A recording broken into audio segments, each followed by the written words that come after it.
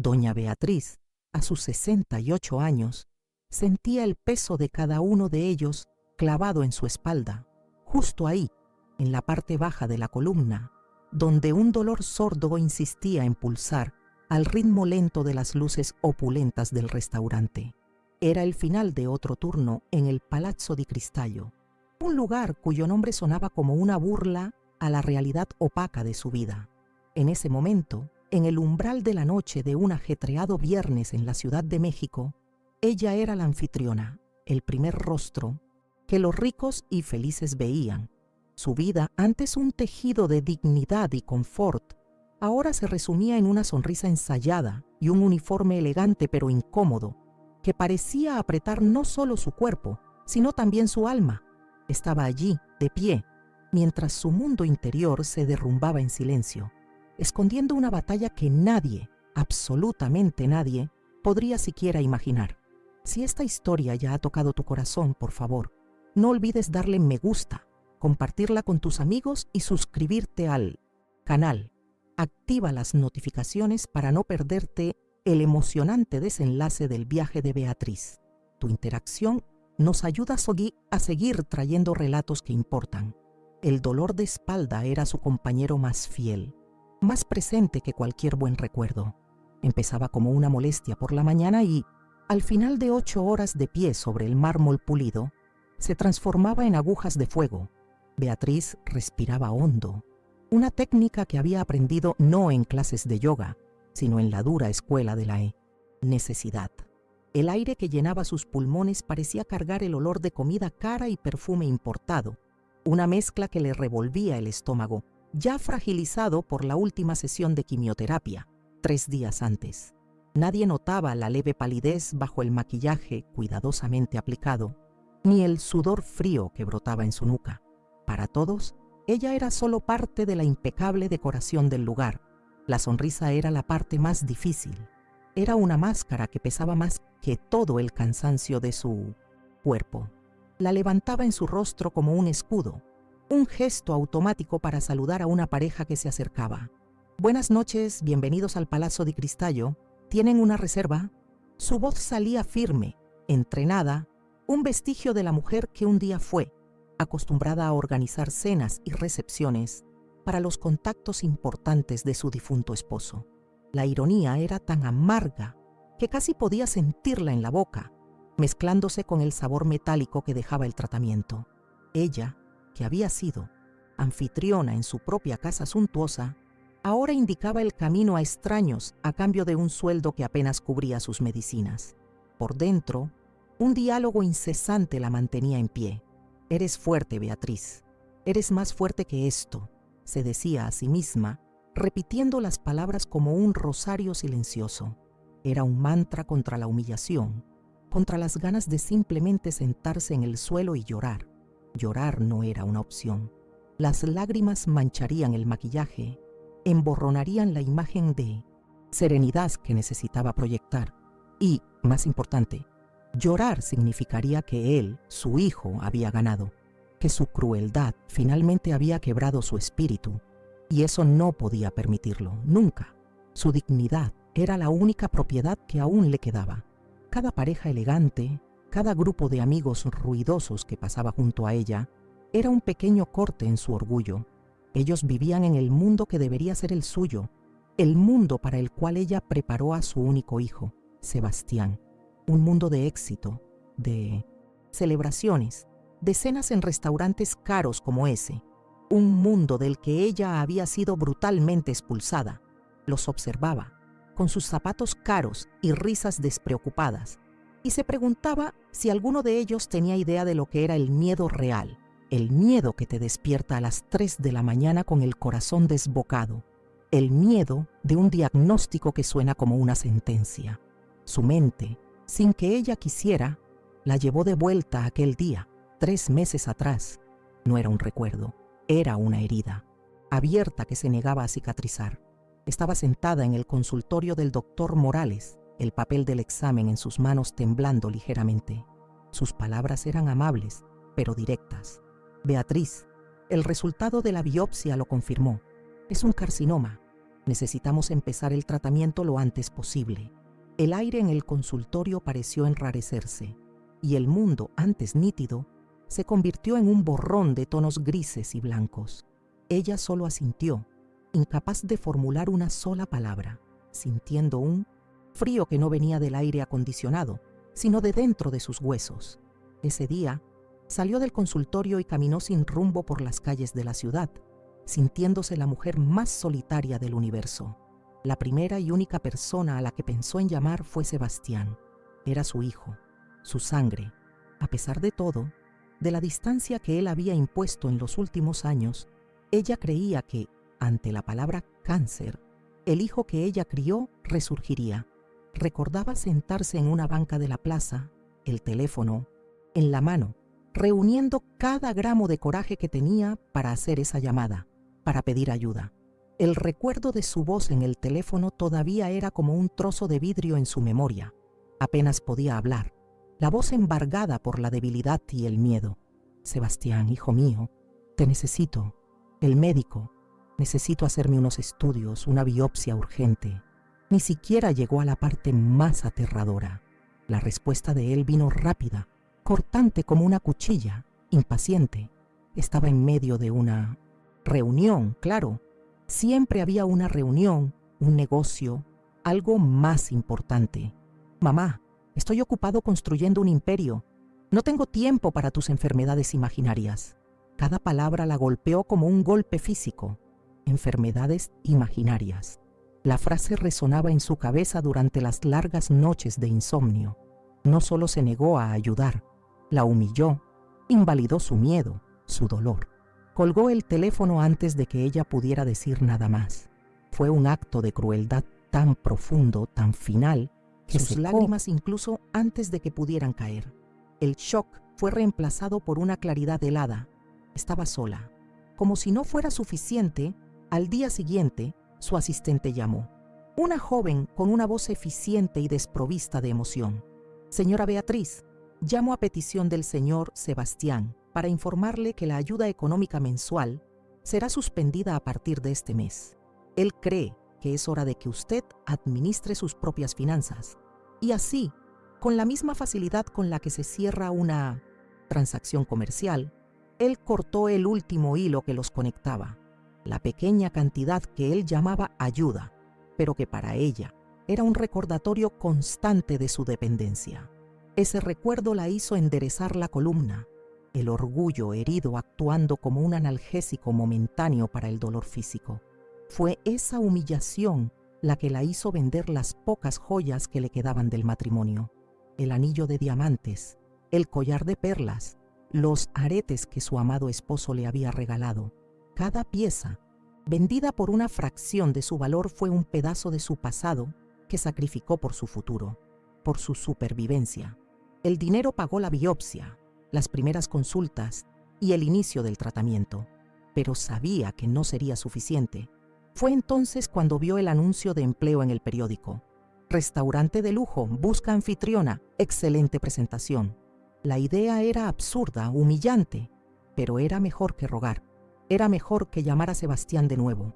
Era una forma de luchar, de mantener la cabeza en alto, aunque fuera en un empleo que la colocaba en una posición de servidumbre. Hizo la entrevista y su elegancia natural, un vestigio de su vida anterior, le aseguró el puesto. Nadie allí la conocía. Nadie sabía que era la madre de Sebastián Vargas, el tiburón del mercado inmobiliario. Y aquí estaba, 3 meses después, una experta en ocultar el agotamiento y el dolor, una experta en sonreír cuando quería gritar, una actriz en el escenario de su propia tragedia. Miró el reloj en la pared. Faltaban solo 15 minutos para el final de su turno. 15 minutos para poder finalmente quitarse los zapatos que torturaban sus pies, para remover el maquillaje que ocultaba su enfermedad y para ir a casa, a su pequeño apartamento alquilado, donde la soledad la esperaba con los brazos abiertos. Era una rutina desoladora, pero era su rutina. Una rutina construida sobre las ruinas del amor de un hijo. Una pequeña oración se formó en sus labios, tan silenciosa que ni ella misma la escuchó. Dios mío, dame fuerzas, solo un poco más. Era su conversación diaria con Dios, su único confidente. No pedía la cura, no se atrevía a tanto. Pedía solo fuerza para el día siguiente, para la próxima hora, para el próximo minuto. Fuerza para soportar el dolor, la fatiga y, sobre todo, el recuerdo de la crueldad de su hijo. La fe era su refugio secreto, lo único que Sebastián no podía quitarle. Respiró hondo una vez más, el aire pareciendo pesado, denso. La puerta giratoria se movió y un grupo de empresarios entró riendo a carcajadas, llenos de la autoconfianza que proporciona el dinero. Beatriz ajustó la sonrisa en su rostro, la máscara volviendo a su lugar. «Buenas noches, señores. Bienvenidos al Palazzo di Cristallo. Mesa para 4». La actuación tenía que continuar. Era una profesional después de todo, una profesional de la supervivencia. Los condujo a través del salón, sus pasos medidos y gráciles, una contradicción con la tormenta que se agitaba dentro de ella. Pasó por mesas donde parejas se miraban con amor, donde familias celebraban cumpleaños. Cada escena de felicidad era un pequeño cuchillo que se clavaba en su corazón. Recordaba cuando Sebastián era un niño, cómo sostenía su mano, cómo sus ojos brillaban de admiración por ella. ¿Dónde estaba ese niño? ¿Qué le había hecho el mundo? ¿Qué había hecho ella mal? La culpa era una sombra que la seguía. ¿Acaso lo mimó demasiado? ¿Le dio todo? ¿Sacrificó sus propios sueños para que él pudiera tener los suyos? Lo envió a las mejores escuelas, le dio todas las oportunidades. Y el resultado fue ese hombre frío e implacable que la veía como una carga. Un hombre que construía un imperio sobre los cimientos del corazón roto de su propia madre. Era un pensamiento venenoso y trató de alejarlo, centrándose en el camino, en el número de la mesa.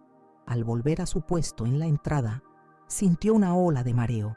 Se apoyó discretamente en el mostrador de recepción, cerrando los ojos por un segundo. Las luces brillantes del candelabro de cristal parecieron bailar y multiplicarse. Solo es la fatiga, se dijo a sí misma, solo el efecto de la quimio. Pero era más que eso. Era el peso abrumador de todo, el cáncer, la soledad, el trabajo, la traición de su hijo.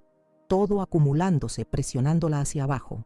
El gerente del restaurante, un hombre llamado Javier, pasó junto a ella y le lanzó una mirada rápida. No era cruel, pero era exigente. ¿Todo bien, Beatriz? Se ve un poco pálida. La preocupación en su voz era superficial, más ligada al mantenimiento de la imagen del restaurante que a su bienestar. Estoy muy bien, Javier, gracias. Solo un poco cansada. El día estuvo ajetreado, respondió, la sonrisa profesional firmemente en su lugar. Mentir se había convertido en su segunda naturaleza. Vio la puerta girar una vez más. Era un hombre solo, alto, vestido con un traje caro que parecía hecho a medida para él. Se movía con un aura de poder e impaciencia, el tipo de cliente que esperaba ser reconocido y atendido de inmediato. Estaba al teléfono, hablando en un tono bajo y autoritario. Por un instante el corazón de Beatriz se heló. La silueta, la forma de caminar, era terriblemente familiar. Parpadeó, tratando de enfocar la vista. El hombre colgó el teléfono, levantó la cabeza y miró directamente a la entrada, buscando a la anfitriona. Y entonces el mundo de Beatriz dejó de girar. Era él, era Sebastián. El hombre era Sebastián, su hijo. El shock fue tan absoluto, tan visceral, que por un instante Beatriz creyó que su corazón había dejado de latir. El aire escapó de sus pulmones en un silbido inaudible, y el salón del restaurante, con sus luces y ruidos, pareció retroceder a una distancia imposible, como si estuviera viendo todo a través de la lente de unos binoculares invertidos. Allí estaba él, la personificación de todo su sufrimiento y de todo su amor, vestido de éxito y arrogancia, a pocos metros de distancia, caminando en su dirección sin la menor idea de la bomba que estaba a punto de estallar en su mundo perfectamente construido. El tiempo se estiró de una forma extraña y elástica. Vio su movimiento en cámara lenta, la forma en que guardó el celular caro en el bolsillo interior del saco, la mirada de quien domina el ambiente, barriendo el lugar con la certeza de que sería bien servido. No la buscaba a ella, claro. Buscaba una función, un engranaje anónimo en el mecanismo del lujo, una anfitriona. Y entonces sus ojos, los mismos ojos, oscuros que ella acunó y vio crecer, se posaron sobre ella. La conexión fue instantánea, un rayo que unió el pasado y el presente en una explosión silenciosa. Vio el cambio en su rostro. No fue gradual, fue un colapso. El semblante de confianza y poder se desintegró en una fracción de segundo. Primero vino la confusión, una arruga casi cómica en la frente, como si su cerebro se negara a procesar los datos que sus ojos enviaban. Después, el shock bruto, la mandíbula aflojándose y los labios entreabriéndose, y finalmente, lo que más la golpeó, el horror. Un horror desnudo e innegable, como si estuviera viendo un fantasma, el fantasma de su propia conciencia. Por un instante que pareció una eternidad, los dos se quedaron congelados, prisioneros de esa mirada. El mundo seguía girando a su alrededor. El tintineo de los cubiertos, la música ambiental, una risa fuerte proveniente de una mesa cercana, pero para Beatriz y Sebastián solo existía ese espacio denso y cargado entre ellos. Sintió que la sangre huía de su rostro, pero una fuerza que no sabía que poseía la mantuvo en pie, erguida. La humillación que la había acompañado durante meses se transformó en algo diferente, una especie de calma gélida, una claridad cortante. El juego había cambiado. Sebastián dio un paso instintivo hacia atrás, un movimiento pequeño, casi imperceptible, pero que lo revelaba todo. Era el retroceso de un hombre confrontado con una verdad que había pasado meses ignorando activamente. Quería deshacer la escena, borrar su imagen allí, vestida con ese uniforme, con el rostro marcado por un cansancio que él, de repente, empezó a entender que no era imaginario. Sus ojos se dispararon hacia los lados, verificando, con pánico, si alguien más estaba presenciando ese momento, su vergüenza expuesta bajo el brillo de los candelabros de cristal. Ella observó todo esto con una distancia casi clínica. Vio al gran Sebastián Vargas, el magnate que construía imperios, parecer de repente un niño, pequeño y asustado, atrapado en una mentira. Ese traje de diseñador, que minutos antes parecía una armadura de poder, ahora parecía un disfraz que ya no podía ocultar al hombre fallido que había debajo. Una parte oscura y herida de Beatriz sintió una punzada de satisfacción cruel. Era el veneno del rencor, y lo sintió recorrer sus venas, pero no se permitió saborearlo. El ruido del restaurante volvió a invadir su conciencia, y con él, la realidad de dónde estaban. Ella era una empleada, él era un cliente. Cualquier escena allí sería el fin de su empleo, la pérdida de esa independencia por la que luchaba con uñas y dientes. La parte práctica de su cerebro, la parte superviviente, tomó el control. No podía dejarlo allí, parado en medio de la entrada, desmoronándose a la vista de todos. La dignidad, incluso en ese momento, era su prioridad. No solo la suya, sino, por un reflejo inexplicable, también la de él. El gerente Javier, que estaba cerca del bar, notó que algo andaba mal. Vio al cliente importante paralizado en la entrada y a su anfitriona igualmente inmóvil. El ceño de Javier se frunció con preocupación y comenzó a caminar en su dirección, una nueva amenaza en el radar de Beatriz. Sabía que tenía que actuar, y rápido. Necesitaba neutralizar la situación antes de que se saliera de su control, antes de que Javier llegara con sus preguntas eficientes y profesionales, exponiendo una herida que era profundamente personal. Entonces, ella rompió el hechizo. Dio un paso adelante, un único paso que pareció cruzar un abismo. El movimiento fue suficiente para hacer que Sebastián parpadeara, como si despertara de un trance. Reunió todo el aire en sus pulmones, toda la fuerza en su cuerpo cansado, y activó la máscara de la profesional. Su voz, cuando salió, era más baja de lo normal, pero increíblemente firme, desprovista de cualquier emoción que pudiera traicionarla. Cada palabra fue elegida a dedo para herir y proteger al mismo tiempo. «Buenas noches», «Señor», dijo, y la palabra «señor» fue como una bofetada.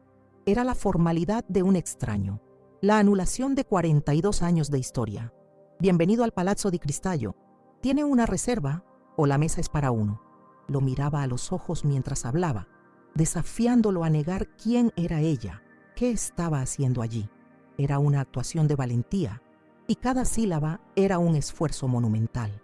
Sebastián retrocedió como si hubiera sido golpeado físicamente.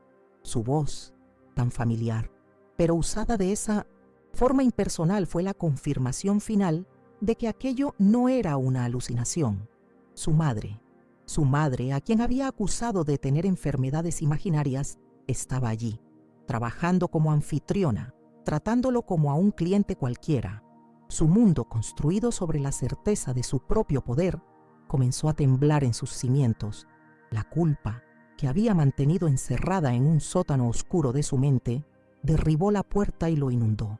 «¿Mamá?», susurró la voz ronca, casi inaudible. La palabra sonó extraña, fuera de lugar en ese ambiente. ¿Qué estás haciendo aquí?», la pregunta salió tropezada. Una mezcla de ira por haber sido expuesto, vergüenza por su propia negligencia y un pánico creciente que no podía controlar. Necesitaba entender, pero al mismo tiempo no quería escuchar la respuesta, porque una parte de él ya lo sabía, y la verdad era insoportable. Beatriz no respondió, simplemente lo miró fijamente, dejando que su pregunta resonara en el espacio entre ellos. Dejó que viera la palidez en su rostro, las ojeras que el maquillaje no podía ocultar por completo, la línea de cansancio alrededor de sus labios. Dejó que la viera de verdad, quizás por primera vez en años. Dejó que el peso de su propia pregunta lo aplastara. Su silencio era más elocuente y acusador que cualquier grito. Javier se estaba acercando. Faltaban pocos metros. Beatriz vio la mirada confusa del gerente pasar de ella a Sebastián y de vuelta a ella. Era ahora o nunca. Necesitaba sacarlo de allí. Su instinto de madre, ese reflejo terco e irracional de proteger a su cría, incluso cuando es la causa del dolor, habló más alto. No quería que su hijo fuera humillado frente a extraños, aunque él la hubiera humillado de forma tan profunda. Con una calma que ella misma no entendía de dónde venía, se inclinó ligeramente hacia él, manteniendo la apariencia de una conversación entre anfitriona y cliente. «Su mesa aún no está lista, señor», mintió, la voz baja y controlada. «Hubo un pequeño retraso. Por favor, acompáñeme. Podemos esperar en un lugar más reservado». Era una excusa frágil, pero la única que se le ocurrió. Sebastián, demasiado aturdido para discutir o siquiera pensar con claridad, solo asintió.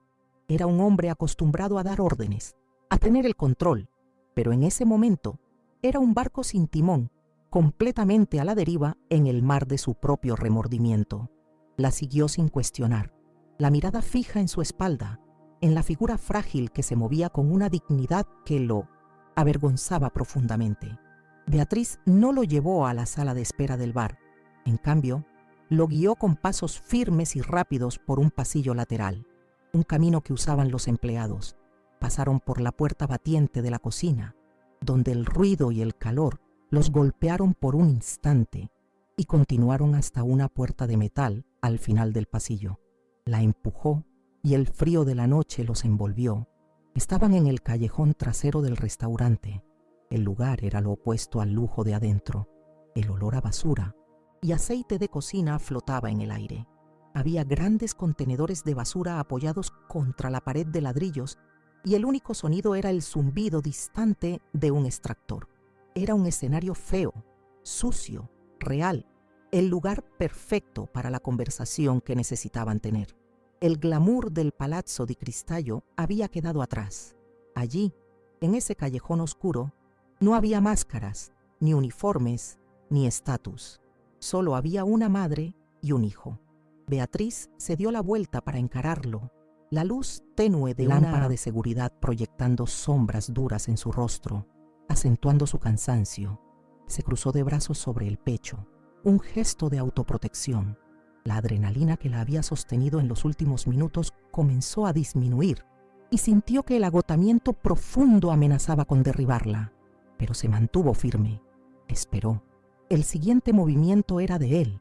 Sebastián miró a su alrededor, a la suciedad del callejón, y luego a ella, a su uniforme de anfitriona. y la realidad lo golpeó con toda su fuerza. La ira, nacida de la vergüenza, fue la primera emoción en encontrar una voz. ¿Por qué?, explotó. La voz recuperando finalmente su fuerza, pero cargada de una angustia que no podía disimular.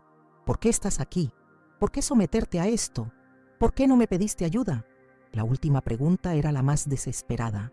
El intento de transferir la culpa, de hacer de aquello un error de ella y no de él. Su pregunta, cargada de una falsa inocencia, fue la gota que derramó un vaso que llevaba meses desbordándose. ¿Por qué no me pediste ayuda? Beatriz sintió una risa amarga y silenciosa subir por su garganta, pero la tragó. No le daría esa satisfacción. En cambio, lo miró, y en ese momento no vio al magnate, al hombre de negocios implacable.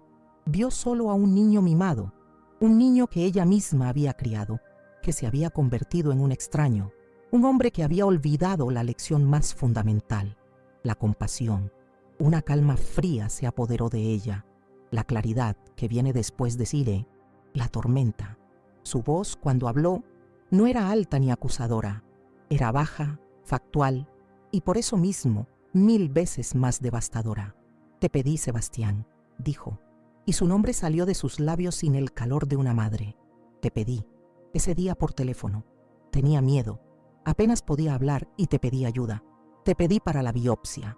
Hizo una pausa, dejando que el recuerdo se asentara entre ellos en el aire frío del callejón. Continuó, los ojos fijos en los de él, forzándolo a confrontar la fealdad de sus propias palabras. Y tú, Sebastián, me respondiste. ¿Recuerdas lo que dijiste? Dijiste que estabas ocupado construyendo un imperio. Dijiste que no tenías tiempo para mis enfermedades imaginarias. Esa fue tu respuesta. No estaba gritando. Solo estaba presentando los hechos, y cada hecho era un clavo en el ataúd de la inocencia que él intentaba clamar. Sebastián retrocedió, no físicamente, sino como si su alma hubiera recibido un puñetazo. Recordaba, claro que recordaba, el recuerdo que había, enterrado bajo reuniones, contratos y viajes, volvió con una claridad nauseabunda. Recordó la irritación que sintió, la prisa por colgar, la facilidad con la que descartó la preocupación de ella. La vergüenza lo quemó por dentro, un fuego ácido que subió desde el estómago hasta la garganta. Intentó defenderse, pero las palabras salieron débiles, patéticas. No sabía, mamá, te juro que no sabía que era serio, tartamudeó, la desesperación comenzando a corroer su compostura. Estaba en medio de test, una negociación, la presión era enorme. Pensé que era solo, ya sabes, una de tus preocupaciones de siempre. Las excusas sonaban huecas incluso para él.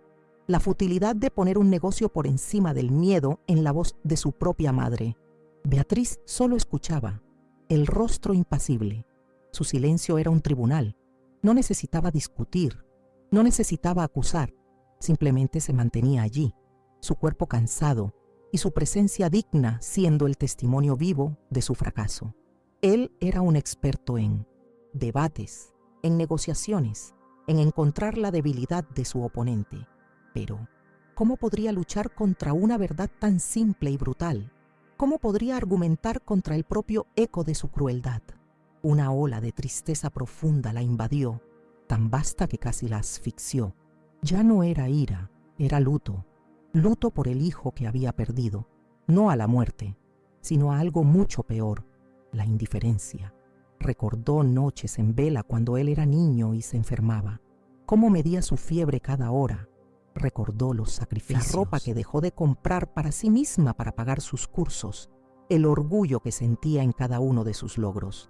Y todo aquello había resultado en esto, en excusas vacías en un callejón sucio. Desesperado, intentó un último ataque, un último intento de desviar la culpa. ¿Pero por qué? ¿Por qué hacer esto?, dijo, gesticulando hacia su uniforme, hacia el callejón, hacia toda la situación. Podrías haber llamado de nuevo, podrías haber insistido. ¿Por qué venir a trabajar a este lugar? ¿Es para avergonzarme, para castigarme? La acusación era tan egocéntrica, tan ciega a su realidad, que algo dentro de Beatriz finalmente se rompió. «¿Avergonzarte a ti?», repitió, y esta vez Su voz tembló, no de debilidad, sino de una furia justa que no sentía desde hacía mucho tiempo. El fuego volvió a sus ojos, una llama alimentada por 3 meses de dolor silencioso. ¿De verdad crees, después de todo, que esto tiene que ver contigo? ¿Que mi vida, mi lucha, mi dolor son algún tipo de actuación para tu conciencia? ¿Realmente te has vuelto tan arrogante como para creer que el universo gira alrededor de tu ombligo, Sebastián? La explosión de emoción le pasó factura. Un mareo repentino y abrumador la golpeó, las luces tenues del callejón girando peligrosamente. Sus piernas flaquearon e instintivamente se apoyó en la pared de ladrillos fría y áspera, la rugosidad de la pared anclándola a la realidad. Cerró los ojos por un momento, jadeando, sintiendo una náusea intensa subir por su garganta. La fuerza que la había mantenido en pie se estaba desvaneciendo rápidamente. Sebastián vio el momento exacto en que la fuerza la abandonó. Vio a su madre, que siempre había sido una roca de estabilidad en su vida, vacilar y casi caer. Su rostro, bajo la luz enfermiza, estaba pálido como la cera. En ese instante, la imagen de la anfitriona acusadora desapareció y en su lugar surgió la imagen aterradora de su madre enferma, frágil, apoyada en una pared inmunda porque apenas podía mantenerse en pie. Un miedo primitivo, el miedo de un hijo por su madre, lo golpeó como un rayo. «Mamá», dijo, dando un paso hacia ella con la mano extendida. «No», ordenó ella, la voz un susurro ronco, pero la mano que levantó para detenerlo era firme. «No te acerques, quédate donde estás». Su orden era un muro invisible. Necesitaba espacio, necesitaba terminar aquello en sus propios términos, sin la contaminación de su falsa preocupación, de su piedad tardía. Este momento era de ella, ¿verdad? Era de ella, y se la entregaría no como una petición, sino como una sentencia. Respiró hondo 1, 2 veces, buscando en el fondo de su alma la última reserva de energía. El aire frío del callejón parecía quemarle los pulmones. Abrió los ojos y lo encaró, y en su mirada ya no había ira, solo el peso de una verdad ineludible. Sabía que ya no tenía fuerzas para discusiones, para acusaciones. Solo había un camino a seguir, la honestidad brutal y absoluta. Se enderezó un poco, apartándose mínimamente de la pared, reuniendo su dignidad como un manto. «¿Quieres saber por qué estoy aquí, Sebastián?», preguntó la voz, recuperando un poco de su firmeza.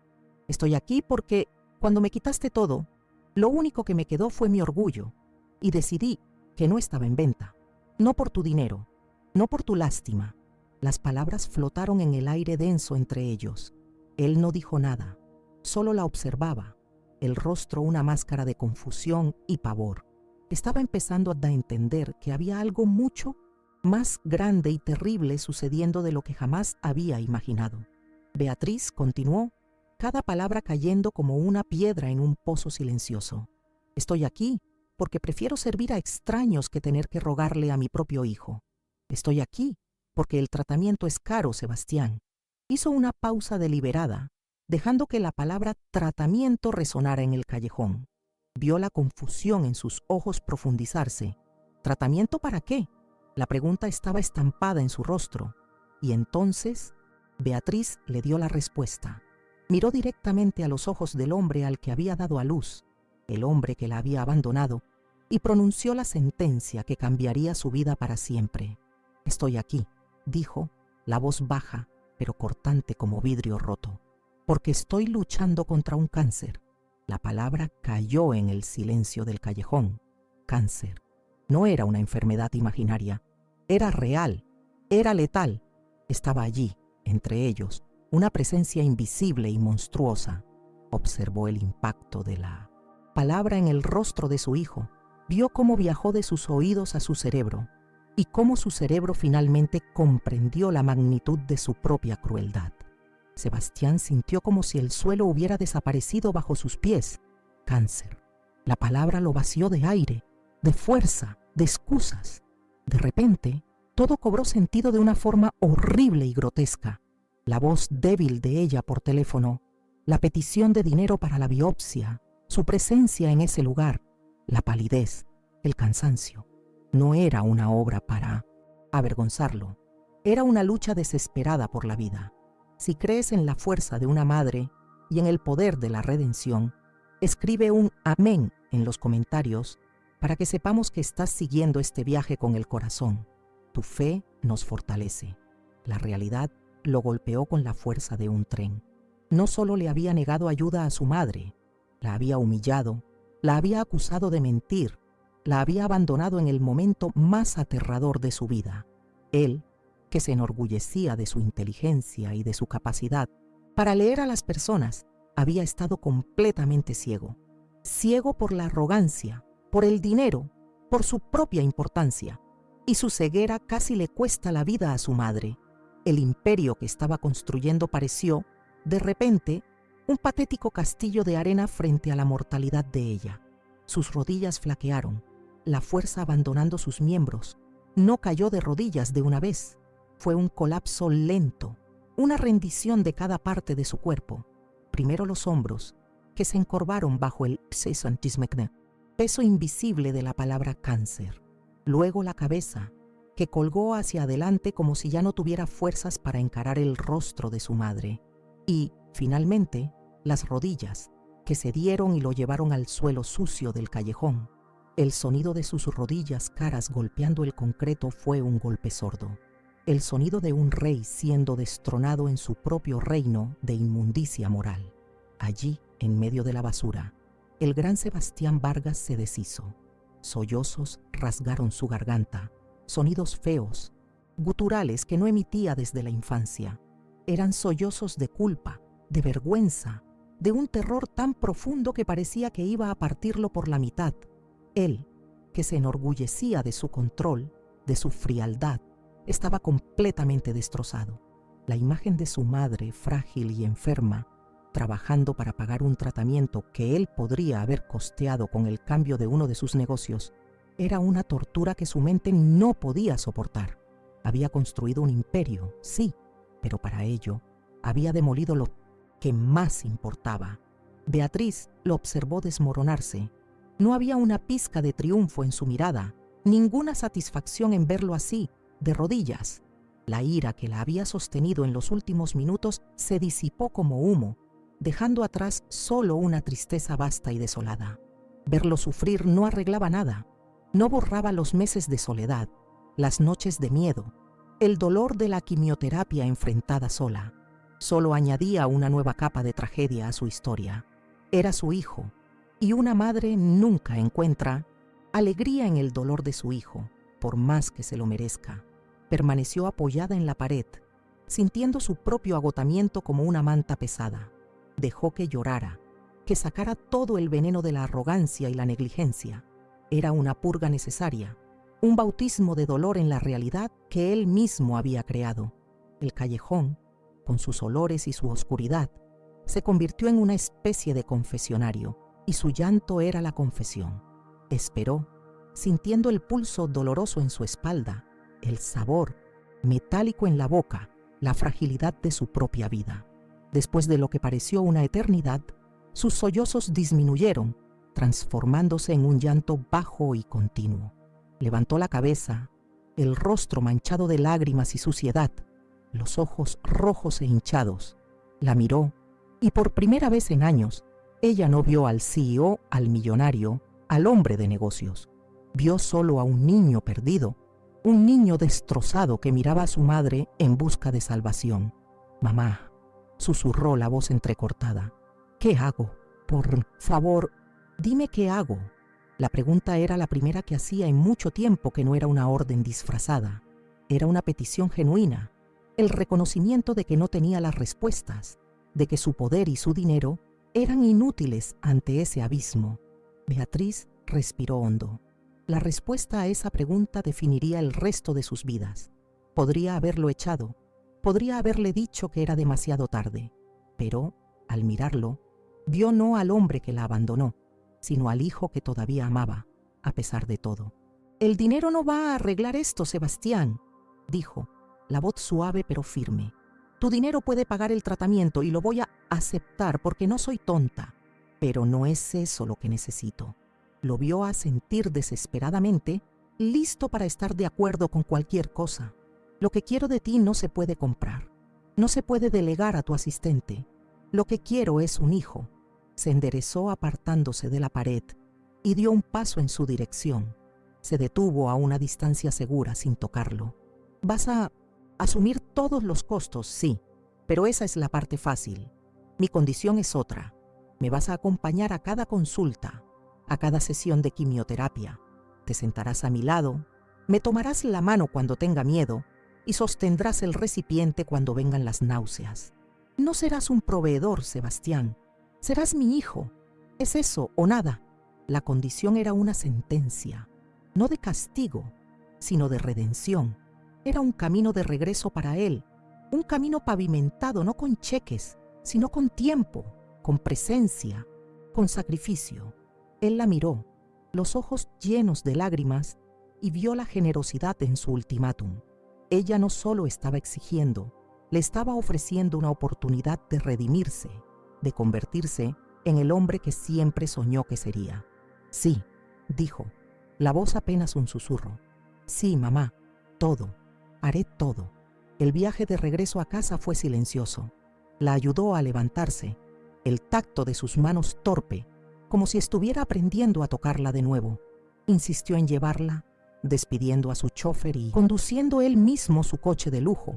En el camino, el silencio en el coche era denso, lleno de todo lo que no se había dicho. La miraba de reojo, su perfil cansado contra las luces de la ciudad, y cada mirada era una puñalada de culpa. Cuando llegaron al modesto edificio donde vivía, se aseguró de acompañarla hasta la puerta. El apartamento era pequeño, simple, pero arreglado con esmero. Estaba a un mundo de distancia del opulento ático donde él vivía. Ver su entorno, el lugar donde ella enfrentó sus peores miedos sola, fue otro golpe. La ayudó a quitarse el abrigo del uniforme, sus movimientos aún torpes, y la vio sentarse pesadamente en un sillón. Su agotamiento era palpable. Antes de irse, se detuvo en la puerta, incapaz de simplemente marcharse. «Vuelvo mañana por la mañana», prometió, la voz firme por primera vez esa noche. «Dime la hora de tu próxima cita. Estaré aquí». Beatriz solo asintió, demasiado cansada para hablar, pero cuando él se dio la vuelta para irse, ella susurró su nombre. «Sebastián». Él se giró. «Gracias», dijo, y en esa única palabra había un universo de significados. No era un gracias por la promesa, sino quizás un gracias por finalmente haber vuelto. Esa noche, en la soledad de su lujoso ático, Sebastián no durmió. El apartamento, que antes era su santuario de éxito, ahora parecía una prisión fría y vacía. Caminó de un lado a otro, la imagen de su madre en el callejón grabada en su mente. Cada palabra de ella, cada mirada, cada gesto. Se vio en el espejo y no reconoció al hombre que veía. Ese hombre era un monstruo, un fracaso colosal disfrazado de éxito. El imperio que había construido era un monumento a su propia pobreza de espíritu. A la mañana siguiente, estaba en su puerta incluso antes de que saliera el sol. No llevaba traje, sino ropa sencilla. No era el CEO, era solo un hijo. Cuando Beatriz abrió la puerta ya vestida, lo vio allí, con profundas ojeras, pero con una determinación en la mirada que no veía desde hacía mucho tiempo. La primera sesión de quimioterapia juntos fue un bautismo de fuego para él. El olor del hospital, la visión de otros pacientes, la espera silenciosa. Era el mundo real, un mundo del que su dinero lo había aislado. Se sentó a su lado en el sillón reclinable, como prometió. Vio a la enfermera encontrar su vena. Vio el líquido químico comenzar a gotear, el veneno que también era la cura. Y, por primera vez, entendió lo que era el verdadero coraje. No era cerrar un negocio de millones, sino sentarse en esa silla y dejar que la vida fuera inyectada en sus venas, gota a gota, sabiendo el dolor que vendría. Cuando las náuseas la golpearon, él estaba allí. Sostuvo el recipiente para ella sin dudarlo, la mano en su espalda, susurrando palabras de consuelo torpes pero sinceras. Vio su fragilidad de cerca, la humanidad cruda de la enfermedad, y en ese acto de cuidado, algo dentro de él comenzó a cambiar. La arrogancia fue siendo lavada por la compasión, el egoísmo disuelto por la empatía. Los meses que siguieron fueron una peregrinación. Sebastián reorganizó su vida entera. Se cancelaron reuniones, se delegaron negocios. Su imperio, que antes era el centro de su universo, se volvió secundario. El centro de su universo ahora era el calendario de tratamiento de su madre. Aprendió a cocinar caldos ligeros, a leerle cuando sus ojos estaban demasiado cansados, a simplemente permanecer en silencio a su lado. No fue una transformación mágica. Hubo días de tensión, de resentimiento, de culpa. No podía borrar el pasado. El tiempo perdido era irrecuperable, pero estaba construyendo un nuevo futuro, un día a la vez, un gesto a la vez. Estaba aprendiendo a ser hijo de nuevo, y ella, con una cautela que lentamente se fue transformando en confianza, estaba aprendiendo a ser su madre de nuevo. La escena final tiene lugar 6 meses después. Beatriz, en remisión, está sentada en un banco de jardín, el sol de la tarde calentando su rostro. Su cabello ha comenzado a crecer de nuevo, una pelusa suave y plateada. Ya no lleva el uniforme de anfitriona. Sebastián está a su lado, no al teléfono cerrando negocios, sino leyéndole un libro de poesías, su voz calmada y constante. Deja de leer y la mira. Ella tiene los ojos cerrados, una sonrisa serena en los labios. Continúa, susurra ella. Él le devuelve la sonrisa, una sonrisa genuina, libre del peso de la culpa. No recuperó el tiempo perdido, pero encontró algo infinitamente más valioso, su propia humanidad. Al hacerlo no solo salvó la vida de su madre, se salvó a sí mismo. ¿Qué lección sacas de esta historia? ¿Es siempre posible la redención? Deja tu opinión en los comentarios. Tu perspectiva es muy importante para nosotros. Y si este relato tocó tu corazón, compártelo con alguien que necesite escuchar que nunca es demasiado tarde para arreglar lo que se ha roto.